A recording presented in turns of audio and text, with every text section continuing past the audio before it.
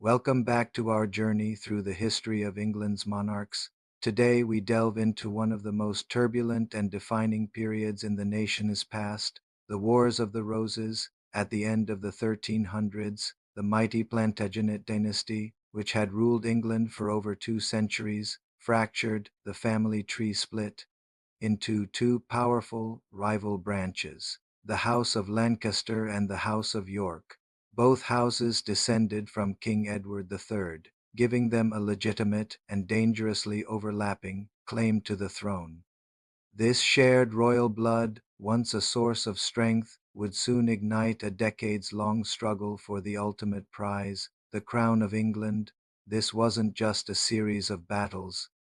It was a complex web of political maneuvering, fierce family loyalty, and personal ambition that would reshape the kingdom. This is the story of leadership tested, loyalties divided, and a nation transformed, the era forever remembered as the Wars of the Roses. Our story begins in 1399 with a dramatic power shift. Henry Bolingbroke, a charismatic and ambitious nobleman from the House of Lancaster, deposed his cousin, King Richard II, and ascended the throne as King Henry IV. This act established the Lancastrian line of kings. Henry IV's reign was far from easy.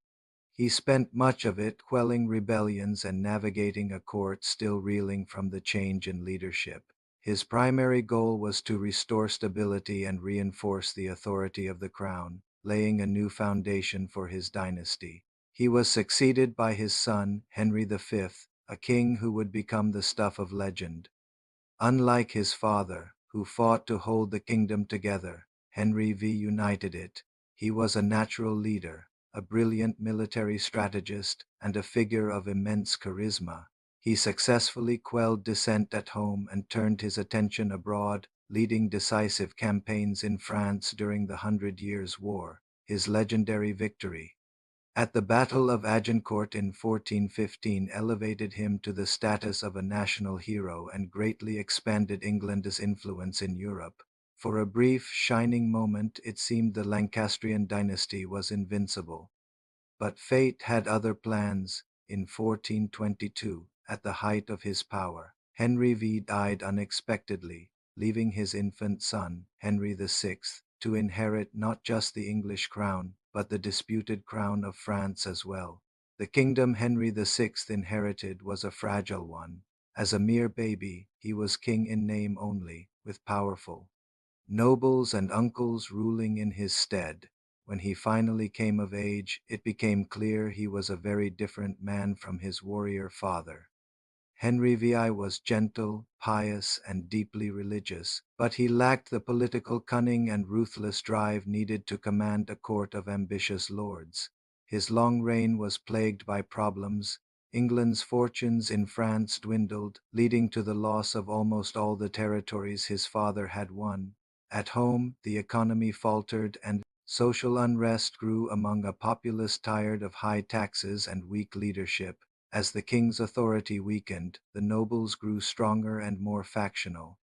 The court became a hotbed of intrigue, with powerful families vying for influence and control over the gentle king. This growing division slowly crystallized around two main factions: the supporters of the ruling House of Lancaster and those who looked to Richard, Duke of York, as a more capable leader.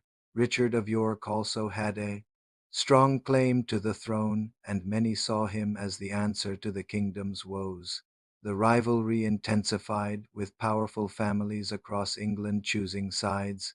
This period of escalating political tension set the stage for open conflict. The struggle would later be named the Wars of the Roses, after the emblems adopted by each house: the red rose of Lancaster and the white rose of York.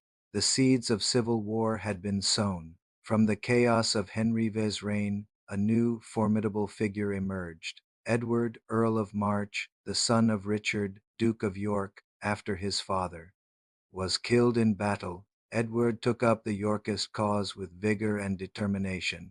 He was everything Henry VI was not: tall, handsome, charismatic, and a skilled military commander. In 1461, after a series of decisive victories, he deposed Henry VI and was crowned King Edward IV. His ascension marked the beginning of the Yorkist era. Edward IV's first priority was to bring an end to the conflict and restore order to the kingdom. He proved to be a capable and pragmatic ruler, successfully establishing a period of relative peace and stability. He was a savvy businessman, encouraging trade and commerce, which helped the English economy recover and brought prosperity back to the merchant class. His court was glamorous and sophisticated, a stark contrast to the austerity of the previous reign. However, his reign was not without controversy. His secret marriage to a commoner, Elizabeth Woodville, shocked the nobility and created new tensions. While the marriage was a genuine love match, it also elevated the Woodville family, creating resentment among established aristocratic houses, including some of his most powerful supporters. Though Edward Ivy's years on the throne were marked by order and rebuilding, the question of succession always lingered beneath the surface, a constant reminder that the peace was fragile and the Lancastrian threat had not been entirely extinguished. In 1483, the stability Edward IV had worked so hard to build was suddenly shattered. The king, still in his prime at just 40 years old, died unexpectedly, leaving his 12-year-old son, Edward, to inherit the throne as King Edward V. In medieval England, a boy king was always a sign of potential instability. According to the late king's wishes, his younger brother, Richard, Duke of Gloucester, was appointed to govern the realm as Lord Protector until the young Edward came of age. Richard was a loyal and proven supporter of his brother Edward IV and was entrusted with safeguarding the kingdom and his nephew's crown. However, the court was a viper's nest of competing interests, particularly between the old nobility, loyal to Richard, and the newly powerful Woodville family, the Queen's relatives. Events moved quickly and dramatically. The young king and his brother were soon lodged in the Tower of London, ostensibly for their protection. But circumstances changed, and Edward V's brief time as monarch came to a quiet, mysterious end. He would be remembered as one of the princes in the Tower, and his fate remains one of history's greatest unsolved mysteries. His disappearance paved the way for a new and final Yorkist king. With the young Edward V and his brother declared illegitimate, the throne passed to their uncle, the Lord Protector, who was crowned King Richard III in the summer of 1483. Richard's reign is one of the most controversial in English history, clouded by the mystery of his nephews. Yet, as king, he showed promise as a dedicated and fair-minded ruler. He took a keen interest in justice, introducing legal reforms that aimed to protect the rights of common people and ensure fair governance. Despite his efforts, his reign was plagued by instability from the start. His seizure of the throne had alienated many Yorkists, who now viewed him as a usurper. These disaffected nobles, combined with the steadfast supporters of the Lancastrian cause, began to rally around a new contender, Henry Tudor. Henry's claim to the throne was tenuous, traced through his mother, Margaret Beaufort, a descendant of the House of Lancaster. But with the main Lancastrian line extinguished, he was the best hope for those who opposed Richard. With support and funding from France, Henry Tudor gathered an army and set sail for England. The final confrontation was at hand.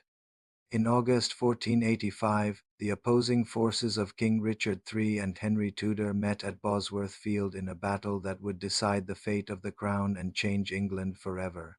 The Battle of Bosworth Field was a turning point in English history.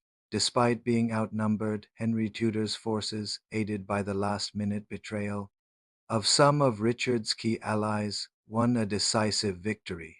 Richard III fought bravely but was killed on the battlefield, the last English king to die in combat.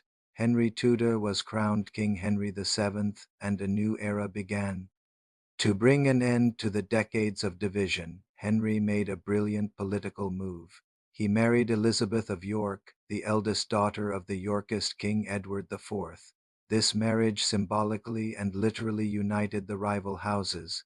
The red rose of Lancaster and the white rose of York were combined to create the new Tudor rose, a powerful emblem of unity and peace. With this union, the Wars of the Roses finally came to an end. Under Henry VII, England entered a period of much-needed stability. He was a shrewd and careful ruler who focused on strengthening the central government, replenishing the royal treasury, and securing his dynasty. His reign laid the groundwork for a new age of peace, prosperity, and cultural flourishing. The Wars of the Roses were more than just a series of bloody battles for power. They were a painful, transformative chapter that taught England profound lessons about leadership, compromise, and the devastating cost of division. From nearly a century of struggle and uncertainty, a new, stronger nation emerged, ready to leave the medieval world behind and step into the dawn of the Renaissance. Thank you for joining us for this chapter of England's story. In our next episode, we will meet the famous Tudor dynasty, a new royal family whose larger-than-life monarchs would forever transform religion, exploration, and the path of the modern world. Don't forget to like, subscribe, and hit the notification bell so you don't miss it.